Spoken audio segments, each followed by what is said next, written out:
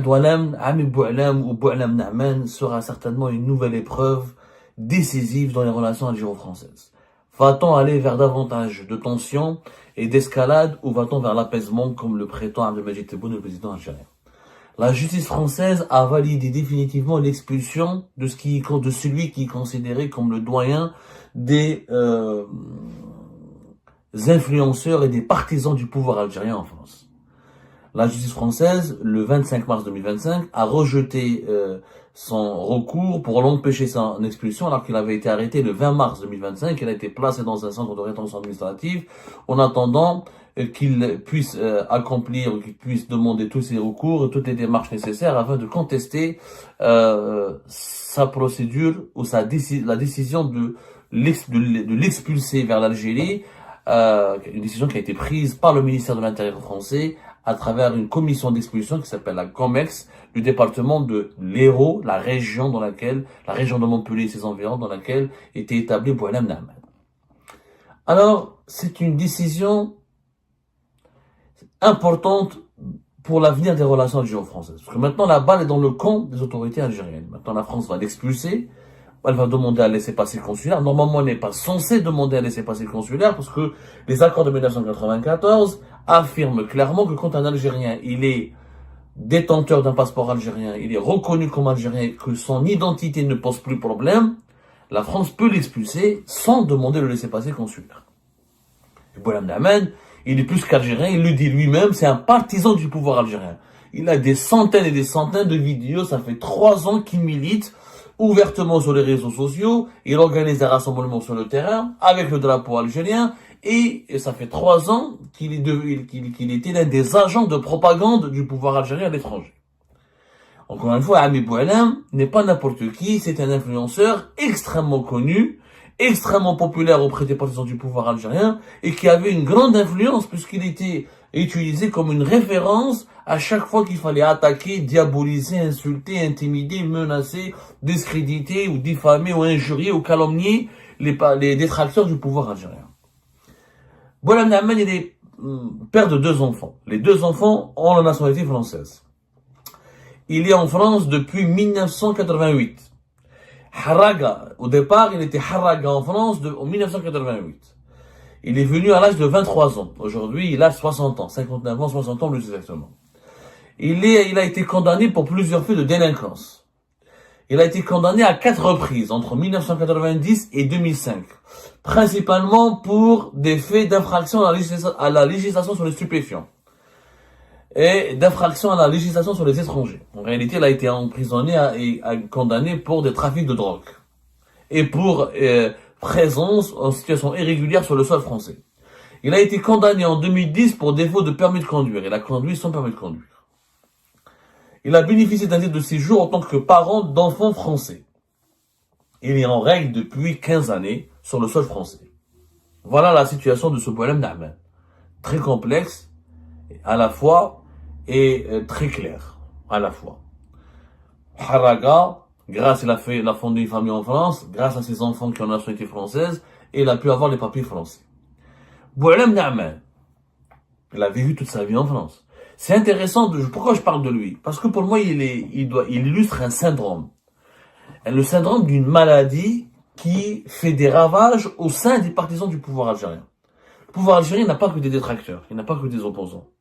Il n'a pas que des personnes qui le détestent ou qui le diabolisent ou qui le discréditent ou qui le considèrent comme illégitime. Il a énormément de partisans, de supporters. Que ce soit en Algérie, y compris à l'étranger. Et peut-être, je n'ai pas fait d'études, de statistiques, je fais des constats empiriques à partir de mon expérience, où je parle avec beaucoup de gens, je fréquente beaucoup de gens, j'analyse énormément, on a beaucoup de sources. Peut-être que les partisans du pouvoir algérien les plus véhéments, les plus engagés, les plus agressifs, sont paradoxalement à l'étranger. On les retrouve paradoxalement plus à l'étranger qu'à l'intérieur du pays. Et c'est ça le maladie dont je vais vous parler aujourd'hui. Ils sont partisans du pouvoir algérien, mais ils ne vivent pas en Algérie, ils ne veulent pas retourner en Algérie, ils n'ont rien construit en Algérie. Boualam Na'man, pendant 3 ans, de 2022 à 2025, il était l'un des influenceurs les plus en vue, les plus populaires et les plus, encore une fois, engagés, les plus agressifs sur les réseaux sociaux contre les opposants algériens et là, les plus grandes défenses parmi les agents de la propagande du pouvoir algérien. Mais il a fait toute sa vie en France. Depuis 88, il est en France. Qu'est-ce qu'il a bâti en Algérie? Quasiment rien. Il n'a pratiquement rien en Algérie. D'ailleurs, il n'a tellement rien que une anecdote que je vous révèle aujourd'hui sur ce personnage qui illustre encore une fois la complexité, la profondeur complexe, ou la profondeur, plutôt la profondeur de la complexité des supporters du pouvoir algérien, qui ont vraiment, je pense qu'ils sont un peu déstabilisés psychologiquement. Leur psychologie, parce qu'on s'intéresse beaucoup aux opposants, aux acteurs du changement, aux activistes qui sont contre le pouvoir algérien, mais on parle jamais des supporters du pouvoir algérien, on parle très rarement d'eux. C'est quand on parle d'eux juste pour évoquer leurs dérives, leurs dérapages, leurs menaces, leur comportement répréhensible, mais on s'intéresse pas assez à leur psychologie. Comment ils réfléchissent psychologiquement? Pourquoi ils pourquoi ils sont aussi engagés en faveur du pouvoir algérien? Pourquoi ils sont des supporters indéfectibles?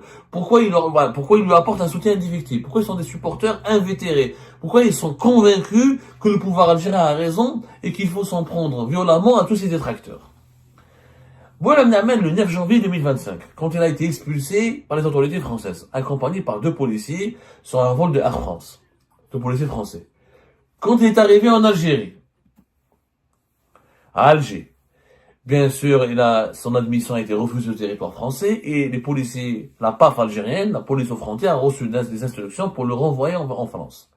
Pendant ce temps-là, et pendant cette période, pendant les quelques heures où sa vie où la vie de Boualem Namen était en suspens, était en pause, pendant une période, ces quelques heures d'incertitude, d'étonnement parce que c'était complètement extravagant. Un Algérien, partisan du pouvoir algérien, et grand influenceur au service du pouvoir algérien, expulsé par les autorités françaises, mais sans payer les autorités algériennes, ce même pouvoir algérien que Boualem Namen soutient aveuglement et qu'il défend fanatiquement sur les réseaux sociaux, ne veut pas de lui, ou il lui refuse d'accéder au territoire algérien. Mais toute cette situation absurde, il y a un autre élément qui n'a jamais été raconté, qui est encore plus absurde que toute l'histoire elle-même, et qui rajoute à cette absurdité une dimension totalement tragique, comique à la fois et tragique, parce que c'est tragique et comique, ça fait rire et ça fait pleurer, c'est que Boualem Namen, les policiers algériens, devant les policiers français, pour narguer les policiers français qui l'accompagnaient, les policiers algériens lui ont posé la question. Ils ont dit à Boualem Namen, écoute, est-ce que toi, t'as envie de rester en Algérie ou t'as envie de retourner en France? Et qu'est-ce qu'il leur a dit, Boualem Namen, devant les policiers français, le 9 janvier 2025? Il leur a dit, bah non, moi je vais retourner en France. Je veux pas rentrer en Algérie.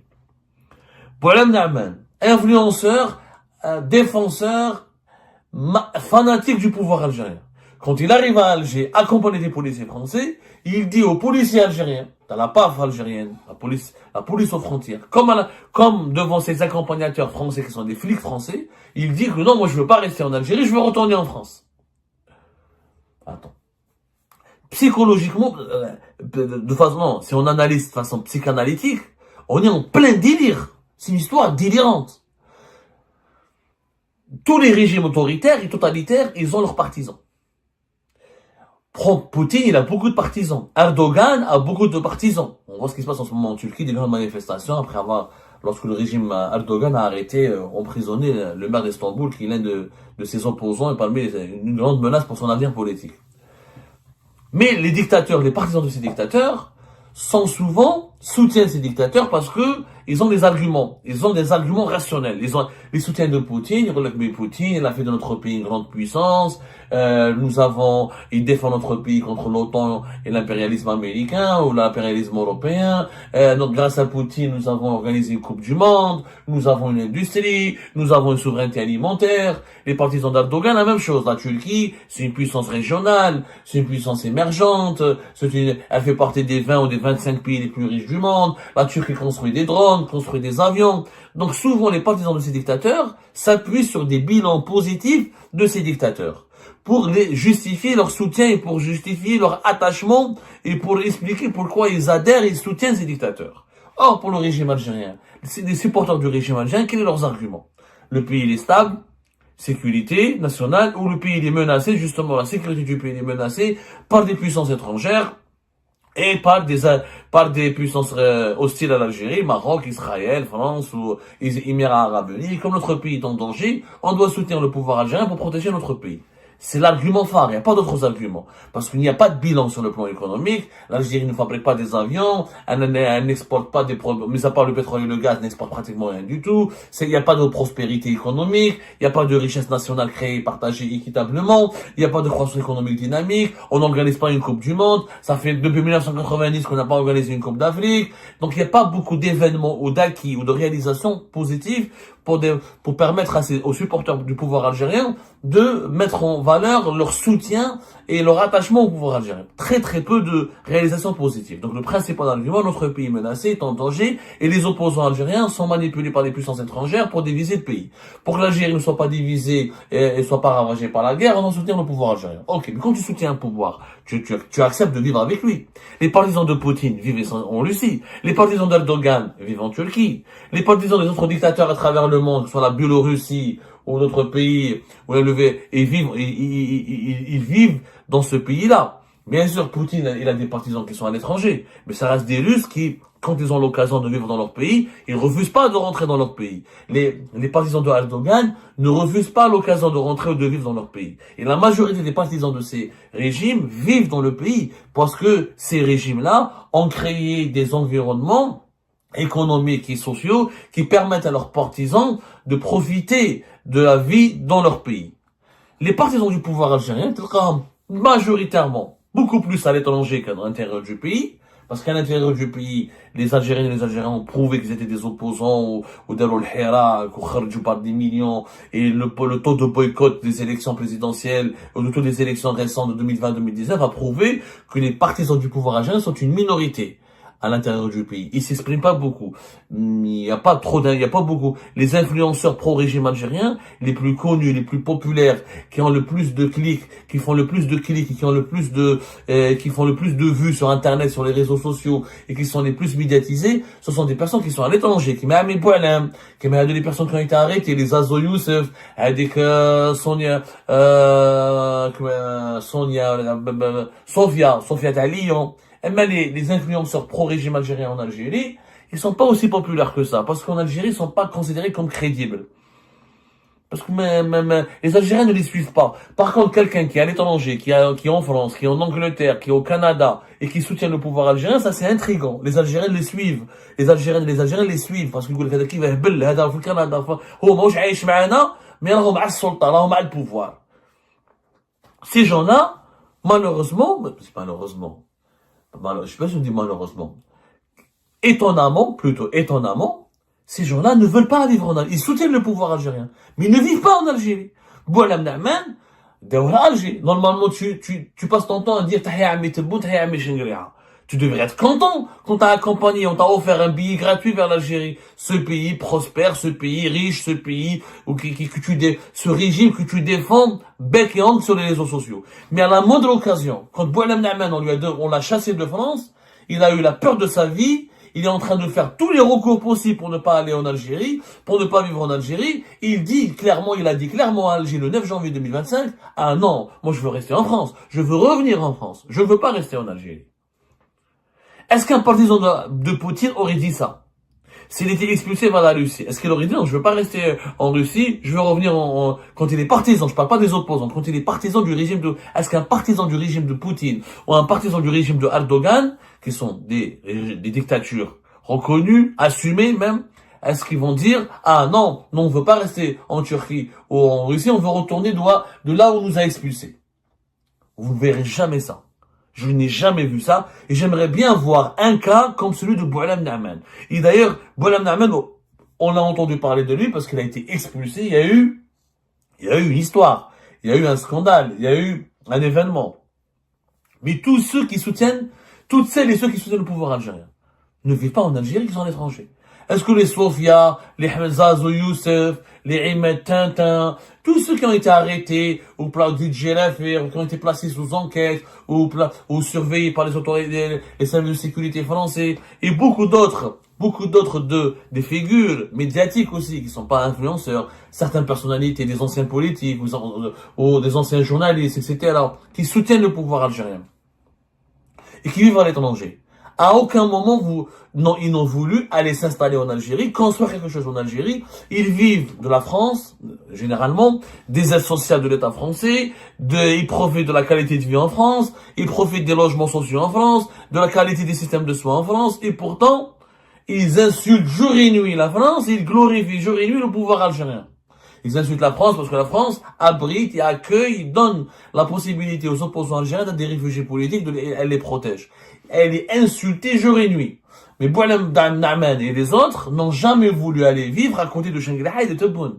Ils soutiennent Tebboune et Chengliha, mais ils ne veulent pas vivre à leur côté.